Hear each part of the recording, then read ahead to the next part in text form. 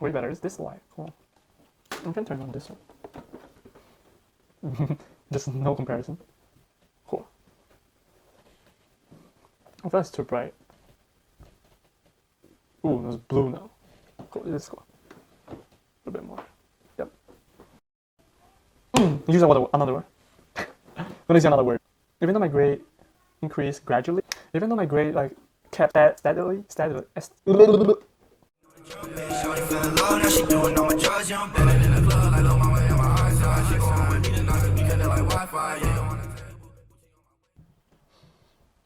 Hello everyone, welcome to my channel, Juki here. This is my biography video, and the reason why I made this video is because I want y'all to know more about me and get to know my background and how did I become the person who I am today. Well, my journey started in Brazil, in a state called São Paulo, where I was born in the city called São José dos Campos. 2 years after my birth, my parents sent me to China for study. China was a place where I spent my childhood from 2 years old to 6 years old. During that time, one of my mom's relatives took care of me. I still remember how caring and how sympathetic she was. She took care of me every single second. And in China, I wasn't really alone. Even though I didn't really know her at the beginning, we actually developed a really interesting relationship. By the way, my mother's side was also in Hong Kong, so they could visit me like anytime. My aunt was there, my grandparents from my mother's side was all there. I didn't really felt the need or the missing part of my biological parents. Like thinking back right now, China was actually the place that I enjoyed the most. Like I had a lot of friends in school. It's like kindergarten. I still remember how it looks like in the picture. I have a lot of pictures from my childhood. My mom's relative who took care of me, I call her my second mom, is really nice, and we actually enjoyed a lot of our time together. We went to trips, we did barbecue, and it was so fun being together. It is interesting that at that point, even though I was like a kid, I still remember the face of my biological parents in Brazil. I remember they come back to China to settle me here with the relative, and before they leave China to go back to Brazil for business, I still remember that we were in a boat and I was looking at them, with my dad and mom, and I remember exactly how their face looked like. It was a really interesting moment that I felt about them. Well, now 4 years passed so quickly that I didn't really realize, and that was when my grandparents and uncle from my dad's side came back to China to pick me up and go back to Brazil. At the moment, I was really heart-shattered because the 4 years caring of my second mom took me so seriously, and then I basically felt she was my mom. And I cried. I remember I was crying a lot during the airport, and I promised her to come back 4 years later, which I did later on. Coming back to Brazil, I felt this void of not knowing what to do and what it means to be back here with my biological parents. I remember when I was in the airport, just landing, I felt like this need to go back to China. I don't know why. Maybe China just had this intrinsic connection to me. I missed all my toys in China because I couldn't bring it. And apparently my biological parents, they do not really enjoy spending money on unnecessary things like toys. But at that moment, I really enjoyed playing with toys, and I didn't get used to like environment of playing without toys. And that opened eyes and of possibilities for me to, you can actually play with a lot of things around home. With a cardboard you can give to a child and they can build a castle out of it. It's that imagination is just limitless. Seeing my parents working day and night really motivated me to have this mindset to change something. My parents are really frugal, which means they won't spend a penny on themselves. My dad, and they would totally use that money to invest back in our education. I remember my parents wouldn't even buy like a new shoes or a new t-shirt for them because they need to save money for the rent, for the water bill, but mostly our education. Just a disclaimer here, public school in Brazil is not that great, and my parents really want us to go to a good school, therefore they pay for private schools, and in Brazil, private school is not cheap at all. Now being frugal became one of my very first values. Since kid, I learned to be economic, being resourceful, not spend money on anything. The happy, juky life where I was in China ended. It's like gone. No more toys, no more traveling, no more adventure, none of that. From what I know, Brazil was a struggling experience because I came back to the country. Even though I was born in Brazil, my first language is Chinese and Mandarin, and second language was Cantonese. So actually Portuguese is my third language, which is extremely hard to learn. Like the alphabet, the pinyin is totally different from the Brazilian alphabet, normal alphabet I would say. And I remember just a struggle to memorize the syllabus and the whole alphabet. And then my parents, Chinese, Asian parents also forced their kids to learn the multiplication table. 1 times 1, 2 times 2, yeah, tough. I remember struggling a lot in Brazil, especially with the language barrier. I remember once I was in school, I couldn't really connect with people. It's like their culture was different, their heritage, the way of the food, everything was different. I couldn't assimilate myself. and I struggled so much. I believe it was mainly because of lack of exposure. My parents, as Asian, they never let me to go hang out with my friends. It's only the school time that I can, get exposure to the Brazilian culture. The rest of the time, I used to work in a restaurant that my parents had, and did not really have a chance to get out to see how big is Brazil. And to that day, even nowadays, I don't know what Brazil really looks like. It's like during my 9 years in Brazil, since I got back from China, I just have been in like the main city of São Paulo like not more than 10 times, and like 9 out of those 10 times was to go and get business stuff, like for my mom's jewelry store. As y'all know, Brazil is one of the biggest country in the world. It's like we have the Amazon, we have the Northeast, we have the South. It's like really diverse country with multiple cultures and multiple just interesting weather. It's like, and I just know 0.001% of it. This is one of the reasons that motivate me to explore the world, because you, as a child with immigrant parents from first generation who worked so hard, we don't have that luxury to travel, to go around and see beautiful things. Like as my mom said, every year 365 days, 364 days is work, and that one day is a Christmas day, which we usually relax and because it's just one day, we don't go anywhere. In my 5th grade, I changed school. I went to this school called Colégio Objetivo Junior, and I met this girl, really interesting. And during the first class, she already captivated my whole experience in the school. School is not learning anymore. It's like appreciating beauty. As y'all know, love is really illegal especially at that early age in an Asian household. So it was all secret. I never told anyone. But I think it was really obvious that my attention was always focused on one person, which is that girl. Well, I don't know if my parents are watching this, but if they are, I didn't have any girlfriend. I didn't fall in love, and period. Even though that during my 5th grade I already spoke Portuguese in a communication sort of fluent level, I still face a lot of discrimination and racism in my school and also in the community that I lived in. People calling you the Oriental boy because you are from the east side of the globe, having Europe as a center, I guess. Having been called the Ching Chong, have been called the China, and recently, I guess, COVID-19. And I remember at that point, just after the pandemic hit, there's a surge of Asian hate towards Asian people, more specifically Chinese, because of the origin of the virus. I remember I was watching the news and my own family was also talking about it. It's like people and Chinese, more specifically Chinese people, are being really spanked and like maltreated in the community. And I guess like in New York City, like there are multiple cases of senior targeted attacks towards Asian people, the Asian community. And I remember at that point I was feeling really confused. Like it's not because we are Asian and we have to do with this, we cause this virus. Like the virus occurred naturally, and it's like approved by the World Health Organization that there's have nothing to do with the Chinese people. And just I couldn't understand like how people are so hateful towards a community that they assume caused everything. Seeing all those videos and my aunts and relatives talking about it, it really broke my heart towards like how people should take care of each other during this really extreme and intense time. People just increase the hatred and just blame each other instead of coming together to try to solve a problem. But no, people sometimes it's harder than to predict. And knowing that those intentional attacks could be easily like myself or my parents, my friends, even someone that I know, I felt really numb. Like my brain just was fired. Like how this could be. This surveillance footage shows a 71-year-old Asian grandmother violently shoved to the ground, her purse stolen. Just one of several attacks in California's Bay Area recently. A 91-year-old man pushed in Oakland's Chinatown, one of 3 attacks that day. 84-year-old Thai American Visha Ratanapakdi knocked over while out for a walk. He died a few days later from his injuries. His family saying they believe it was rooted in racism. This guy should not be let back on the street. He should be charged with murder. If you see the video, there's nothing non-intentional about it. Asian American leaders say these attacks are a trend, not isolated incidents. Looking back, I felt like there was a major depression that I experienced in my life because I was comparing myself a lot to my classmates.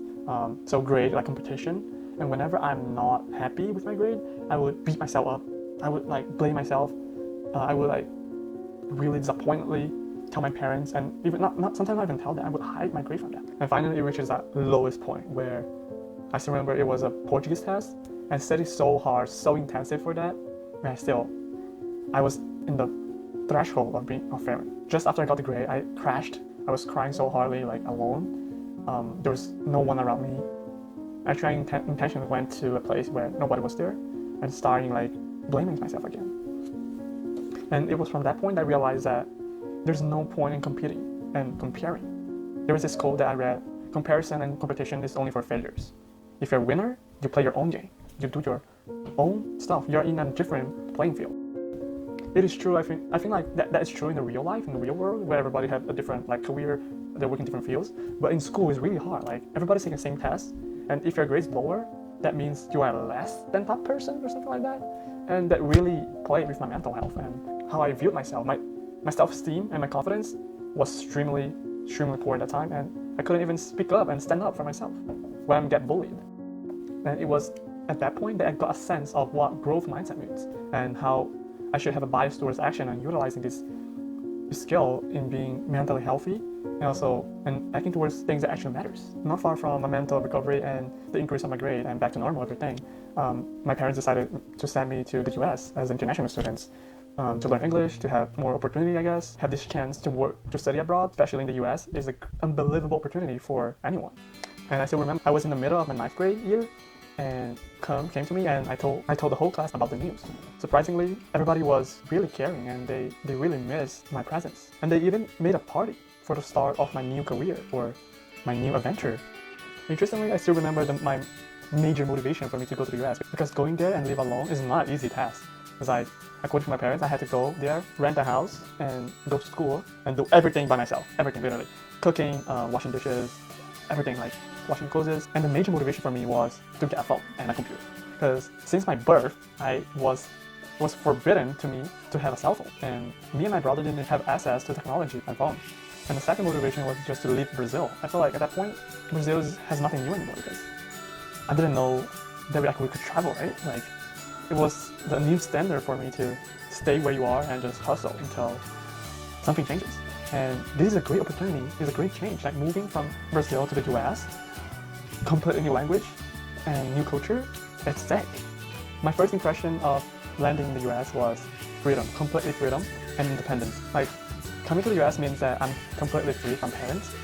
Not really, because I'm sort of financially dependent to them. But I just felt different. When I looked at the Statue of the Liberty, it's like the ultimate symbol representing that you are not entrenched to your past or to whoever you was, and you're completely free. Coming to the US gave me hope, gave me a sense of there's unlimited possibilities and opportunities out there that I can just be brave enough to explore and take advantage of it. Even though I took English courses in Brazil, there's nothing similar to what is actually speaking to a native, right? In Brazil, just like reading, grammar, a whole bunch of unnecessary things that you should learn in order to speak English. The lesson that I learned in Brazil, like grammar, conversation, phrasal words, those are nonsense compared to the real world. And that's why when I came to the US, I couldn't even communicate on how to get my luggage, my suitcase, out of the airport. We could not take a taxi or anything like that to go to the hotel. And I knew it from the beginning I wanted to achieve great things in America. It's like my American dream journey. It's really exciting and inspirational for me that I got this opportunity from, parents, Asian parents who never, had this opportunity to go to another country, especially for study, I remember right from the bat, I had goals. Knowing that my high school career would last like 4 years, so the first year, my goal was to learn English, of course. I didn't speak any of that. First year, learn English. Second year, really interestingly, get better than other students in your grade or in your level, right? So be at least a top 5 of your classmates. The third goal was to do interesting projects and exciting internships that can help with not only college, but your experience and your personal growth, working and knowing these real world problems, right? And the fourth goal, which is even more ambitious, is to create your own company, own organization, addressing a current problem that's facing either in your community or something even bigger. And yeah, I would say the first year of my, American dream journey is one of the craziest things I ever did in my life. There are multiple stories, like story that I got scammed through phone, like out of nowhere. A guy just called me and he got my information. At least at that time I didn't have a credit or debit card, so I didn't lose any money. There's a story that I missed the bus because I was playing a video game. It was Brawl Stars, something like that. There's a story of me going to this vegetarian restaurant during the winter break. I think that one of the lessons that going to the US for study taught me was that start from the beginning is not scary. It's actually really, really fun. It's like when I came back to Brazil from China, I was like, you gotta learn everything. And that process doesn't need to be hectic, it doesn't need to be scary. It doesn't need to be stressed out in order to learn. During my first year in the US, I learned so much. I had so much fun learning it. It's a total different experience from how I learned Portuguese in Brazil. Without any discrimination, racism. It's like everybody just understand each other because we are all beginners at some point. I believe having a mature mindset is the best mindset for learning, because just keep yourself curious and keep going with what you believe in and having a crystal clear vision, like all those goals I said. Really taught me how to create a purpose for myself and why I'm doing what I'm doing. And then not even after my freshman year ends, the pandemic hit. I remember at the time I was really scared. Like I didn't know what to do because the coronavirus, the pandemic was completely new. Like not even scientists know enough about it before, and I just had no clue what to do next. Like should I go to school or not? What should I do? And that was a time when I had to move from Queens to Staten Island, where my aunt lived. And it was at the same time that I started stressing about college because at that point, my English was like semi-fluent already, and I gotta be worrying about something like after college. And college apparently was the traditional path that you should go after high school. I started doing multiple extracurricular activities like clubs, like outside of school organizations to be part of, and multiple things to leverage my extracurricular and put things on my resume because I didn't have anything. I was just really focused on learning English, like priorities. And guess what? At the end of the sophomore year, I actually had a lot of extracurriculars. I actually was able to be at the top of the class and accomplish my goals that I set before. And that happened also in my third year of high school. I was part of an organization called First Act Fund, the TKS, the Knowledge Society, YPC, NYC, YLC, like multiple part of organizations. And I was doing a lot of different projects, working with this real life organization, and had a lot of experience and fun working with them.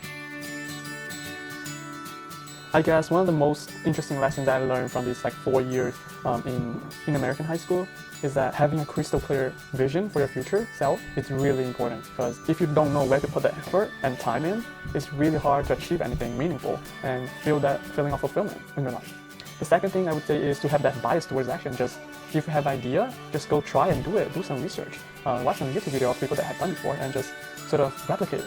The third thing I would say is curiosity. Just have that natural instinct for learning anything that you feel interested in, you feel passionate about. Like for example, the brain-computer interface and neuroscience interest I have.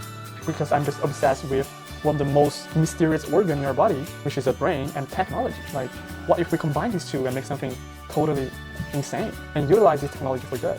The fourth thing I would say is the adventurous mindset to try new things. Because if you stay in what is ordinary, what is conventional, you will never know what is possible, what is the beauty if you did wild and outstanding stuff. And the fifth thing I would say is being okay with rejection. During my summers, I had done multiple, but billions and millions of applications for summer programs, internship, applying to be part of an organization.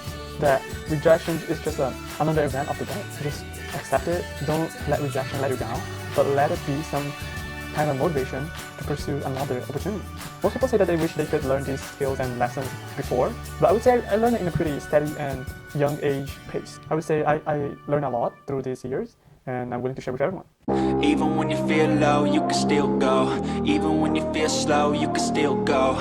Even when there's no hope, you can still go. I never answer to no, man, I still